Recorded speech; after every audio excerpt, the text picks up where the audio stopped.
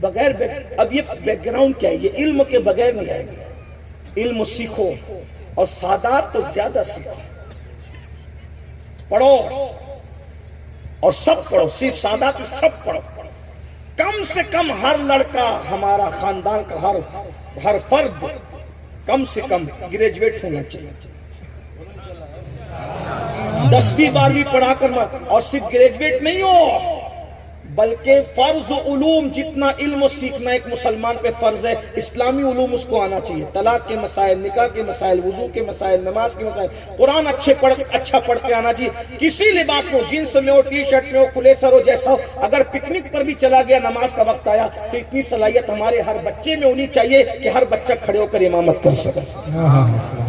جیسا کہ ہم ملک عرب میں دیکھتے ہیں، ان کو ایک عام سا لڑکا ہے لیکن قرآن وہ ہم سے اچھا پڑھتا ہے، کیونکہ وہ محنت کر رہے ہیں.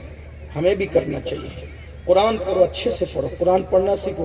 ہمیں کچھ بھی نہیں ہے، قرآن پڑھنا سیکھا. صوفیہ فرماتے ہیں جس نے قرآن پڑھنا نہیں سیکھا، جب وہ مرے گا تو قیامت کے دن اندھا اٹھایا جائے گا. قرآن پڑھنا سیکھ لو، اپنے بچوں کو سکھاؤ. لوگ کہتے ہیں مولانا ہم بہت غریب لوگ ہیں. یہ جھوٹ ہے. اللہ نے دیا ہے تو اقرار کرو. کون سے غریب ہو؟ میں تو کہتا ہوں جتنا سنی مالدار ہے اس سے مالدار تو مجھے کوئی دکھا نہیں. دنیا کی ساری قوم چندی چور میں نے دیکھی، سنی کا دل بڑا دیکھا. جلسہ ہو تو یہ پیسہ خرچہ کرے، پیر کو یہ پھول پہنا ہے، ابا کے ہاتھ یہ چومے، پیر کی قبر پہ چادر یہ چڑھائے، اس کے بعد عاشورہ میں کھچڑا بھی یہی بنائے، 11ویں پہ بریانی بھی. اتنا کون خرچہ کرتا ہے؟ بتا کوئی کرتا ہے؟ یہ سنی کرتے ہیں. شربت بھی یہی پلائے. بھائیو ہم بہت خرچہ کرتے ہیں، لیکن بس اتنا سیکھ لو کہاں زیادہ ضروری ہے. بس اتنا سیکھ لو. خرچہ سب جگہ کر رہے ہو، منع کہیں نہیں کر رہا ہوں، لیکن اتنا سیکھ لو کہاں زیادہ ضروری ہے. حضور علیہ السلام نے ایصال ثواب کا طریقہ کیا بتایا؟ حضرت سعد حاضر ہوئے، میری امی کا انتقال ہو گیا، کائے کا ایصال ثواب کروں؟ حضور نے کہا پانی کا. تو میری قوم پانی لے کے بیٹھ گئی. پانی پلانا بہت ثواب ہے، لیکن اگر اس کو آپ باریک نظر سے دیکھیں، میں سب پانی پلانے کا منکر نہیں ہوں، لیکن باریک نظر سے دیکھیں تو اس وقت تو مسلمانوں کو پانی کی ضرورت زیادہ تھی. تو حضور نے پانی کا حکم دیا.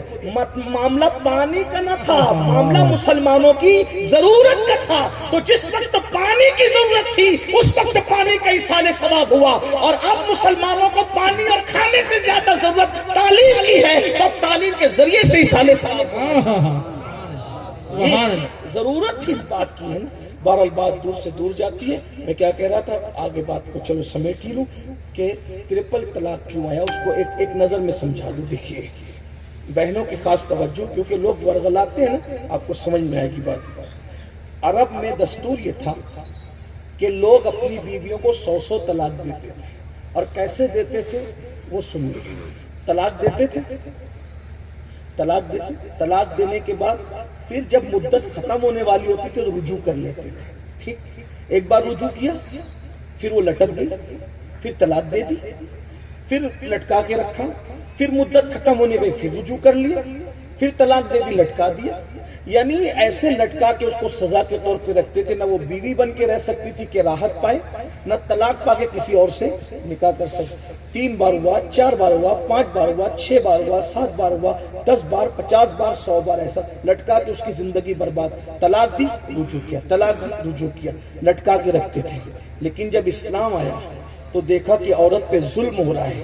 یہ اتنی مرتبہ رجوع کر کے اس کو لٹکا دیتے تو حکم آ گیا الطلاق مرتان. رجوع کی مدت صرف 2 بار ہے. ایک بار رجوع کرے، 2 بار کرے، تیسری بار رجوع کا تجھے کوئی حق نہیں ہے. تیسری بار طلاق پڑ جائے گی اور تیری اجازت کے بغیر، تیرے چاہے بغیر تیسری بار جب طلاق پڑے گی وہ عدت گزار کر کسی اور کے ساتھ نکاح کر کے سکون کی زندگی. بولیے یہ کس کے حق میں آیا تھا؟ کس کے حق میں آیا تھا؟ عورتوں کے حق میں آیا تھا. لیکن اس کو پلٹ دیا لوگوں نے. ایک اور سن لیجئے، بہت شور ہے، بہت. اسلام 4 بیوی کو حکم دیتا ہے، 4 بیویوں کو حکم دیتا ہے. جھوٹے ہو، قذاب ہو، دجال ہو.